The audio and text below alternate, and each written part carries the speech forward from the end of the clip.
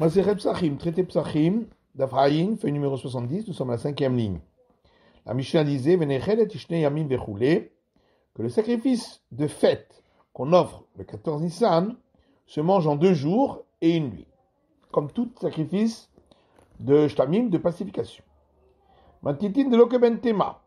Et d'autres Mishnah ne va pas comme la vie de Ben Tema. L'État, il n'y a pas une braïta qui dit Ben Tema Omer. Ben Tema dit Hagiga Haba'aima Pesach, le sacrifice de fête qu'on offre avec le sacrifice pascal, Arehi que Pesach est considéré comme le sacrifice pascal, Venane Chelet et la Leyom Velaila.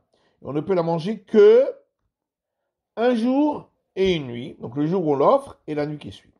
Vechagigat Chamisha Asar, et le sacrifice de fête du 15 Nissan, Nechelet Ishte Yamim Velaila Echad, est mangé en 2 jours et 1 nuit. Vechagigat Arbaasa Yotseba Mishum Simcha, avec le sacrifice de fête qu'on offre le 14 Nissan, on peut s'acquitter de la joie, c'est-à-dire les sacrifices de joie qu'on doit offrir pendant la fête. Mais on ne peut pas utiliser l'animal qui devait être offert pour le sacrifice de fête du 14 pour le sacrifice de fête du 15. Parce que le sacrifice de fête doit être offert à partir d'un animal qui était au départ profane. Or, celui-là, au départ, il était dédié pour un autre sacrifice.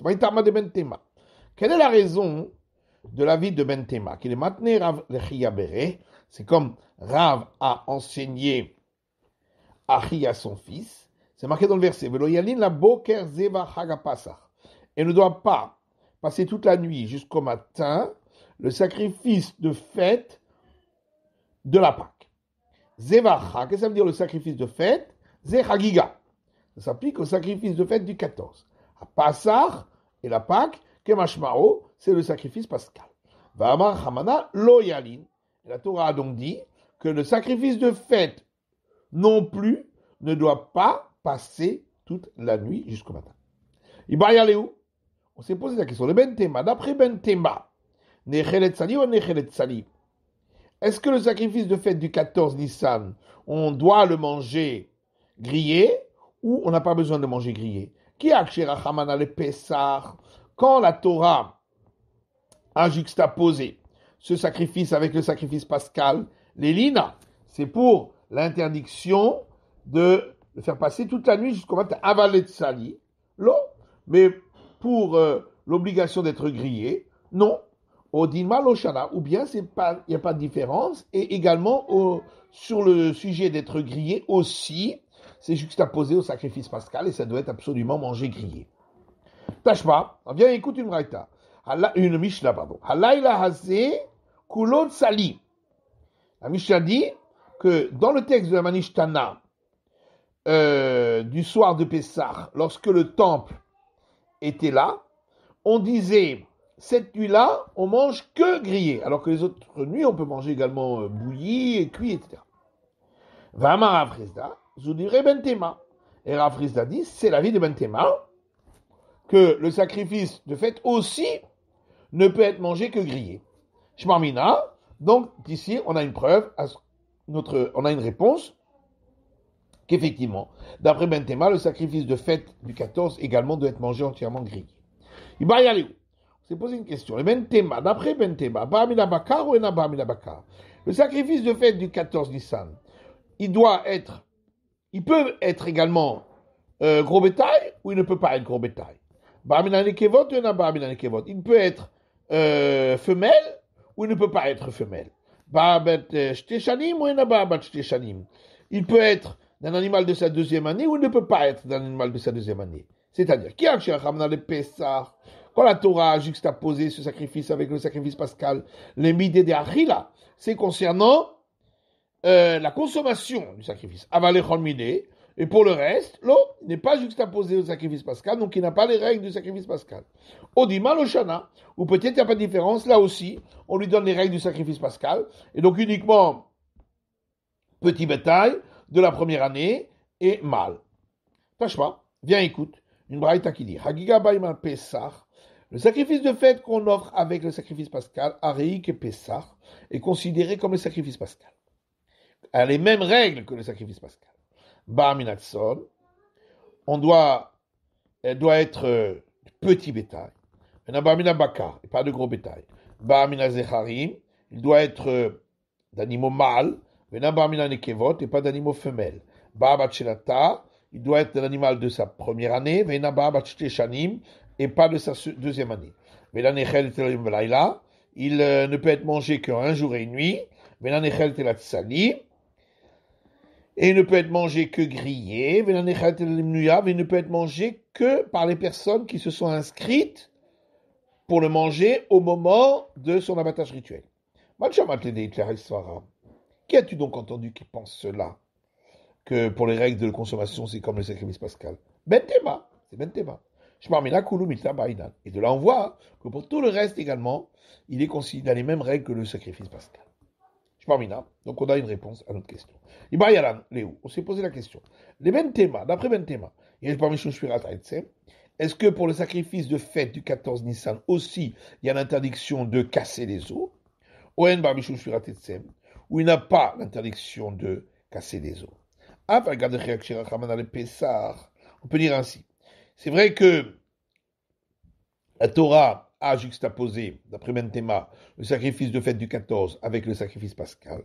Mais cependant, à Markra, le verset a dit, beau, concernant l'interdiction de casser les os du sacrifice pascal, vous ne casserez pas les os de lui. Pour dire de lui, beau, velo bechagiga. De lui, mais pas d'interdiction pour le sacrifice de fête du 14. Odinma, ou peut-être, haïbo, le fait que le verset a dit de lui, ça veut dire bekacher velo bepasoul, uniquement pour un sacrifice pascal qui est valable et pas pour un qui n'est pas valable. Ou deata, c'est ça que c'est venu enseigner. Et donc, on n'exclura pas de cet interdit le sacrifice de fête du 14. Tachma, on vient écoute. Une braïta qui dit, Sakin shenimtset barba asa, un couteau destiné pour l'abattage rituel. On a trouvé le 14 Nissan. Shochet bamiyad, on peut l'utiliser pour l'abattage rituel du sacrifice pascal et de tous les sacrifices du jour, immédiatement. Parce que, forcément, on l'a purifié le 13 pour qu'il puisse être utilisable le 14. Bishlocha asa, mais si on a trouvé le 13, Shoné Madbil, il faut, dans le doute, le repasser au bassin rituel, parce que peut-être qu'il n'avait pas encore été purifié. Koupitz, s'il s'agit d'un gros couteau, qui généralement est utilisé pour casser des os. Ben baiser, shoné ou matbil. Qu'on ait trouvé le 14 ou le 13, on doit le purifier en le passant au bassin rituel. Parce que il est possible qu'il n'a pas été purifié encore. Même le 14, quand on a trouvé le 14, qui n'ait pas été purifié le 13. Mani, qui est l'auteur de cette braïta, il est Marabanan. Si c'est les sages qui s'opposent à Bentema, moi Shana Sakin, pourquoi ils ont différent le cas où on a trouvé un couteau d'abattage rituel, des Madbil où on dit que il a forcément été purifié le 13, des Chazer les Pessar pour pouvoir être utilisé pour le sacrifice pascal. Koupitstami, si on a trouvé un gros couteau le 14 Nami, on peut dire la même chose, qu'il a été purifié le 13, Hachazel et Chagiga, pour être utilisé pour casser les os du sacrifice de fête, puisque d'après eux, on a le droit pour le sacrifice de fête, puisqu'il n'est pas, il n'avait pas les mêmes règles que le sacrifice pascal. Et la lame de Bentemahi, et donc forcément il faut dire que l'auteur ici c'est Bentema, et que lui considère que le sacrifice de fête est comme le sacrifice pascal, on n'a pas le droit de lui casser les os, et donc il n'a pas été, il n'est pas sûr du tout qu'il a été purifié le 13, puisqu'il ne serait pas utilisé le 14 du tout. Et donc on a une réponse ici à notre question, en disant que d'après Bentema, il y a une interdiction de casser les os du sacrifice de fête du 14. La dit il n'y a pas de preuve d'ici. Le Olam Rabanan, on peut dire que cette braïta, l'auteur, c'est les sages. Et on parle d'un cas où il n'y avait pas de sacrifice de fête le 14. Et c'est pourquoi, c'est pas sûr du tout qu'on a purifié ce gros couteau le 13. Pourquoi il n'y aurait pas de sacrifice de fête? Au Kiron Sheba Shabbat. Par exemple, dans le cas où le 14 Nissan était un Shabbat. Dans ce cas-là, il n'y a pas de sacrifice de fête. Mais non, puisque la suite de la Braïta parle du cas où le 14 tombe Shabbat, en disant que Shored Bamiyad, on peut utiliser même le gros couteau qu'on a trouvé le 14 pour faire l'abattage rituel, en considérant qu'il a été forcément purifié le 13, parce que le 14 c'est un Shabbat, donc on ne peut pas le tremper dans le bassin rituel, et donc comme on venait d'utiliser le 15 pour les sacrifices du 15, pour lesquels on peut, d'après tout le monde, casser les os, donc on l'a forcément purifié le 13. Également le 15, Shochel Bamiyad, on pourra, si on a trouvé le 15, on pourra l'utiliser immédiatement pour l'abattage rituel. Nimtet Kupich Keshura le Sakin, et la Braïta continue en disant que si le gros couteau en question était attaché par un nœud avec un couteau d'abattage rituel, Arik et Sakin, il a les mêmes règles que le couteau d'abattage rituel, parce que si on a purifié le couteau d'abattage rituel, forcément on a purifié celui-là avec, puisqu'ils sont attachés ensemble. En tout cas, si ce passage parle du 14 qui tombe Shabbat, Michal Deresh Shabbat Shabbat Askinan. Donc forcément, le passage précédent ne parlait pas d'un 14 qui tombe Shabbat. Mais là, je ne sais pas Mimroubé. Alors on peut dire autrement, qu'effectivement, on parle même d'après les sages, et qu'on parle d'un cas où il n'y avait pas de sacrifice de fête, le 14. Pourquoi? Parce que le sacrifice pascal, il y avait beaucoup à manger. Manayadri. Mais comment les gens pouvaient savoir qu'il y avait beaucoup à manger, puisque jusqu'à l'abattage rituel peuvent se rajouter d'autres personnes? Vela Sheba Metuma. Alors on peut dire autrement qu'il n'y avait pas de sacrifice de fête parce que toute assemblée était impure, et donc le sacrifice pascal venait dans l'impureté, mais on ne pouvait pas offrir le sacrifice de fête dans l'impureté. Sauf Manayadri. Mais comment ils pouvaient savoir que ça allait être dans l'impureté? Les Mitnasi. Parce que le prince est mort, et lorsque le prince d'Israël meurt, eh bien tout le monde doit aller pour l'enterrement, et donc forcément tout le monde était impur. Des Mitnasi et Mat, et quand est-ce qu'il est mort le prince? Il est mort des Mitbishlosha Sar. Si on va dire qu'il était mort le 13 Nissan, ça qu'il a mal dit. Alors à ce moment-là, pourquoi il y a besoin de purifier le couteau d'abattage rituel, puisque de toute façon tout le monde était impur, donc on pouvait offrir dans l'impureté? La Demid Baba, ça. Donc on parle qu'il est mort le 14. Maïchala Sakin et Madbil. Maïchala Koupis de Madbil. Mais alors à ce moment-là, pourquoi le couteau d'abattage rituel, on l'aurait, oui, purifié le 13, et le gros couteau, on l'aurait pas purifié? Bien sûr qu'on aurait dû le purifier, puisque le 13, on ne savait pas qu'il allait mourir. Et donc, on en avait besoin pour le sacrifice de fête, d'après les sages, pour casser les os. Alors, on parle d'un cas où le prince était mourant, le 13. Ça, alors, pour le couteau d'abattage, il y avait un doute. Est-ce qu'il serait mort et les gens seraient impurs au moment du sacrifice pascal ou pas? Et donc, dans le doute, on purifie le couteau d'abattage rituel. Koupitz, maintenant, pour le gros couteau, qui lui sert à casser les os, des 13 féqués. Il y a donc deux doutes. Premièrement, peut-être qu'il va mourir, mais peut-être qu'il ne sera pas mort. Et donc, il ne sera pas impur. Mais deuxièmement, même si il ne sera pas mort, c'est pas sûr qu'on va apporter le sacrifice de fête, parce que s'il y a suffisamment à manger dans le sacrifice pascal, on ne l'offre pas. Donc, il y a deux raisons pour lesquelles le sacrifice de fête n'allait pas être offert. Donc il y avait deux doutes s'il devait être offert ou pas.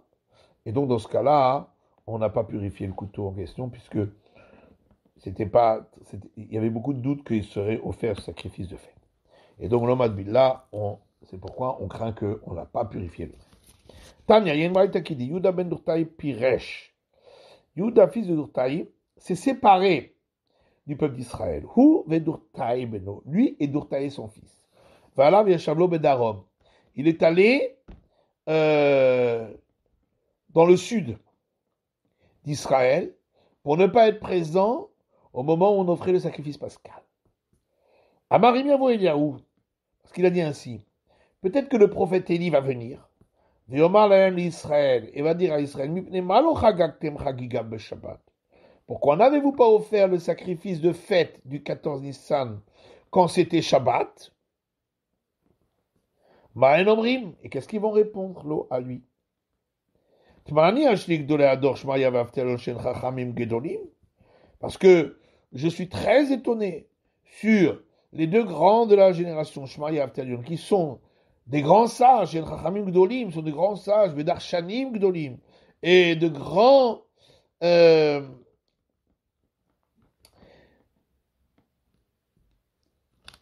enseignants qui expliquent les versets. Comment se fait-il qu'ils n'ont pas dit à Israël que le sacrifice de fête du 14 repousse lui aussi le Shabbat? D'après lui, il repousse le Shabbat. Amaravaitama de Ben Dortaï. Alors, dit, c'est quoi la raison de Ben Dortaï, fils de Dortaï, qui dit que le sacrifice de fête repousse le Shabbat? On l'offre même quand le 14 est Shabbat. Dit-il parce qu'il est écrit dans le verset, tu offriras le sacrifice pascal à l'Éternel, ton Dieu Tout-Puissant, petit bétail et gros bétail. Mais pourtant, le sacrifice pascal, c'est que des agneaux, des chevreaux. Pourquoi c'est marqué gros bétail? Et la tzon, c'est Pessah. Seulement, on va à l'explication. Le petit bétail, il s'agit du sacrifice pascal.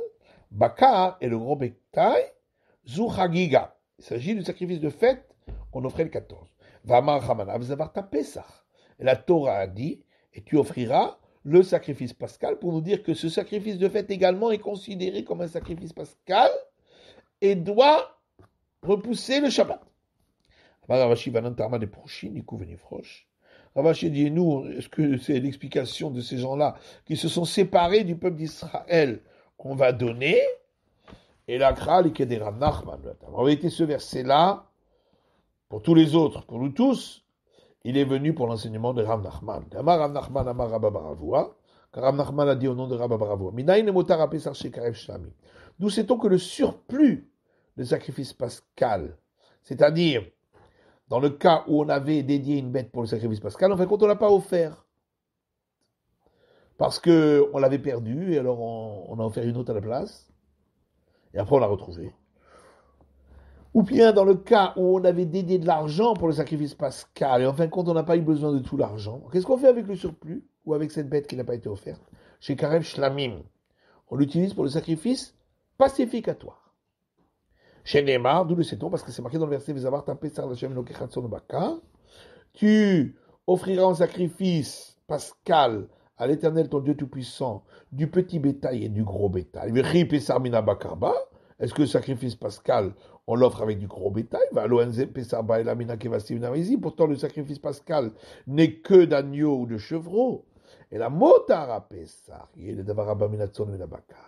c'est pour m'apprendre que le surplus du sacrifice pascal sera offert comme sacrifice qu'on peut offrir avec du petit bétail ou du gros bétail. Il s'agit du sacrifice de pacification. Maintenant,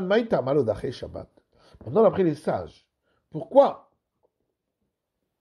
le sacrifice de fête, au moins du 15, dans tous les cas, on doit offrir? Pourquoi il ne repousse pas le Shabbat? Avadaï Korban Sibour. Pourtant, bien sûr, c'est un sacrifice de toute l'assemblée d'Israël. Amar Rabila Mishum Rabbi Ben Safra. Rabila dit au nom de Rabbi Ben Safra, Markra, parce que le verset dit, concernant la fête de Sukkot, et vous le fêterez en fête pour l'Éternel 7 jours dans l'année. Il s'agit ici du sacrifice de fête qu'on peut offrir durant les 7 jours de la fête de Sukkot. Et l'Agmara dit Shiva, comment ça 7 jours? Shmona à vous. Il y a 8 jours de fête. Et la Mikan et Chagiga Shena Docha et Shabbat. De là, on apprend que le sacrifice de fête ne repousse pas le Shabbat. Or, dans ces 8 jours, il y a forcément un jour de Shabbat. Donc, ça fait que 7 jours pour l'offrir. Keta Ravin Amar, parce que Ravin est venu, il a dit à Martin Ifne Rabotai, j'ai demandé à mes maîtres, la Shisha. Pourtant, il y a des années où il n'y a que 6 jours où on peut l'offrir. Pourquoi le verset 17? Par exemple, dans le cas où le premier jour de la fête de Sukkot est un Shabbat, donc le dernier également, et donc il n'y a que 6 jours dans la semaine. Marabai Yavin Tichlal, Makia Mita. Il a dit Avin, qui a perdu ses enfants, lui, il va poser une question pareille. Shmona le mishkachat laklal. 8 jours, effectivement, ça n'arrive pas. Qu'on puisse offrir 8 jours. Il y a forcément un jour de Shabbat. Shiva et Taberov Shanim. 7 jours, c'est le cas pour la majorité des années où il n'y a qu'un jour de Shabbat dans cette fête. Parfois, il n'y a que 6 jours. Mais le verset a parlé du cas majoritaire. C'est pourquoi il a dit 7 jours. C'est la fin de l'étude du Daf Hayin de la feuille numéro 70.